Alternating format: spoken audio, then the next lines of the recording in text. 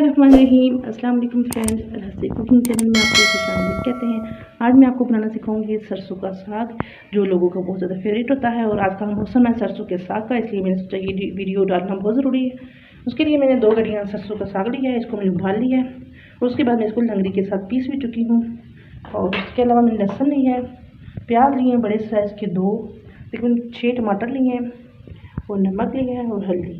इतने मज़े का साग बनेगा कि आपकी सोच, और ये बहुत टेस्टी साग बनने वाला है। मैंने कुकिंग ऑयल शामिल किया है तकरीबन 1 कप, क्योंकि प्याज मैंने बड़े साइज़ के 2 लिए हुए थे। प्याज में सब्ज़ी में अच्छा खासा प्याज यूज़ करेंगे तो सब्ज़ी का मसाला अच्छा होगा। ठीक है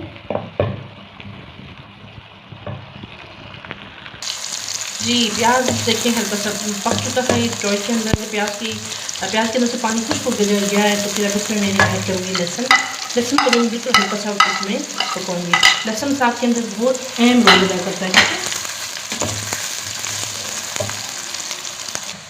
जी फ्रेंड, लहसुन भी हो चुका है। ठीक है, अब इसमें नमक और हल्दी की तरह हल्दी को पकाऊँगी ताकि मसाला इसके अंदर अच्छे से मिक्स हो जाए।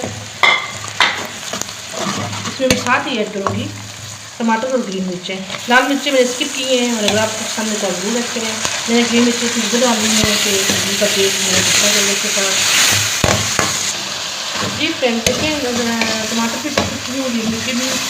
सब्जी में बहुत ज़्यादा टमाटर भी नहीं पकाती हूँ, क्योंकि सब्जी के साथ अच्छे से टमाटर भी गल जाएंगे। ठीक है, और इसमें आपको नज़र बनाती हूँ, मैंने लंगड़ी के साथ अच्छा करके साग को, वैसे पहले लंगड़ी के अंदर डाल के पीसा हुआ था, फिर भी थोड़ी बहुत जो कमी रहेगी मैंने इसी कटोरे के अंदर ही लंगड़ी का डंडा लेके इसको कूट दिया है।